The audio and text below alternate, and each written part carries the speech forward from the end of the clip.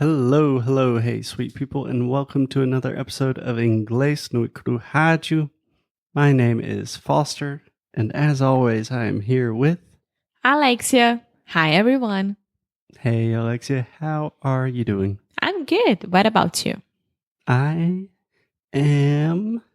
always try to answer that question honestly. Yeah, everyone says, I'm good. It's like, are you? Really? The truth is, I am pretty good. I'm very happy that we're recording podcast. So mysterious. So unnecessary. Yes. So today we are back and we are talking about important stuff. We are going to continue our series that we have no idea how long it's going to be. Our series about fluency, what it means to be fluent in English, and essentially how you can achieve your English goals. That's the idea. Yeah. Okay? So if you did not listen to the previous episode, it's probably a good idea to start there. If not, no worries. But in the previous episode, we talked about the Common European Framework, which is a system that Europe uses just to kind of help people understand their level of language, how well they speak a foreign language. And a lot of schools and companies use this to say you need to have a certain level to be able to enter or to get a job, all of that stuff. Like universities use that. If you were applying to a university in the UK, for example, you had to have like B2 level, for example. Yeah. So it's very important for us to understand what they're saying and also to understand what it means to us. Yeah. And really to understand what you want. I think people, a lot of students are so obsessed with this idea of fluency that they kind of forget why they're learning English in the first place. And learning English or any foreign language is such a huge project. It's a project for life that I think it really is, it's worth it to think about, okay, what do I want? What are my goals here? What am I trying to achieve? Yeah.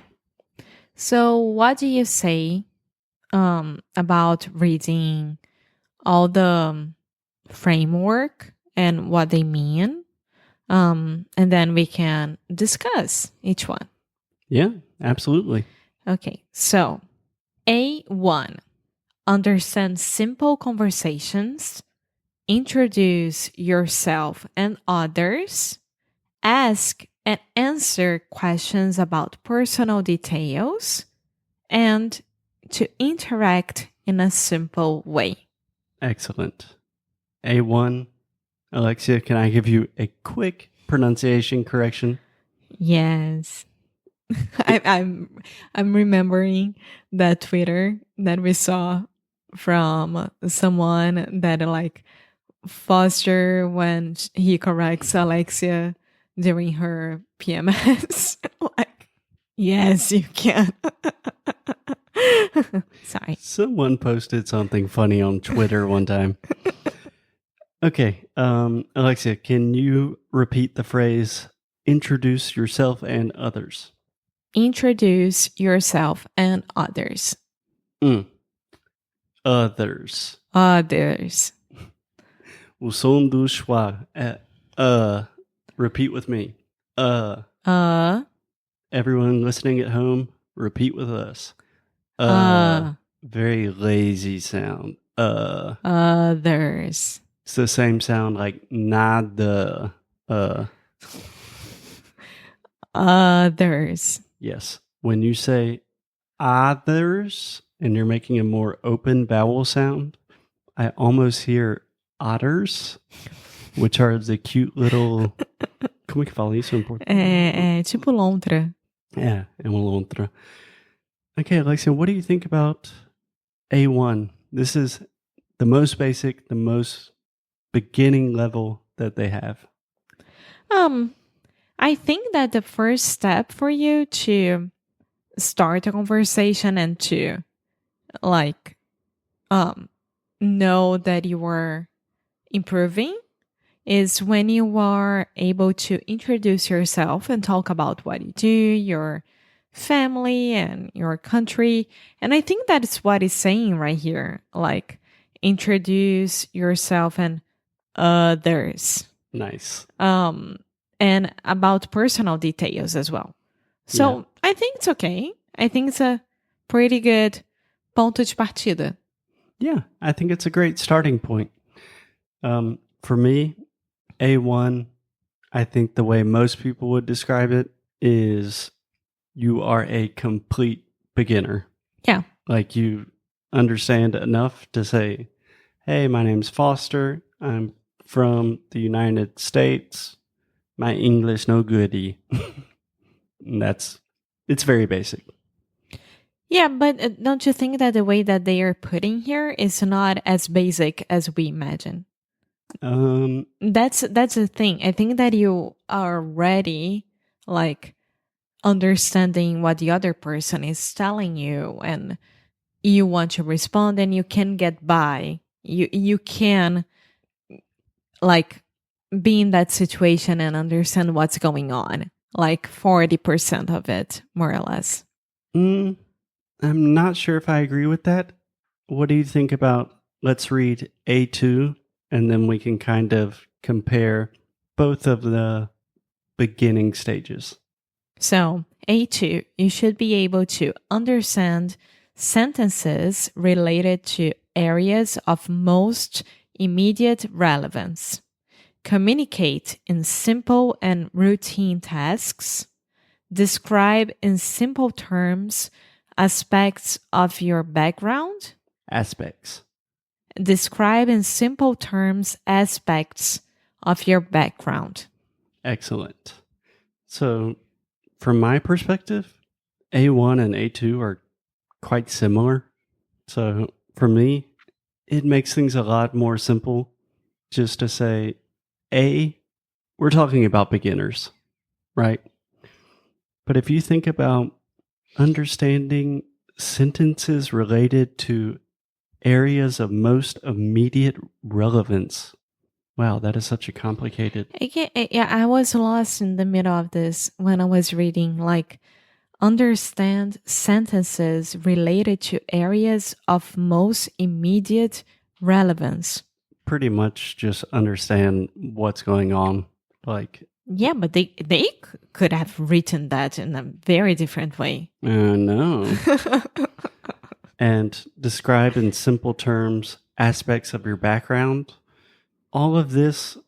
So, first of all, in the A1 and A2 category, you hear the word simple a lot. So, we're talking about pretty basic phrases. But for me, being able to describe aspects of your background and personal details, like talk about who you are in your life, that's pretty difficult. I think so.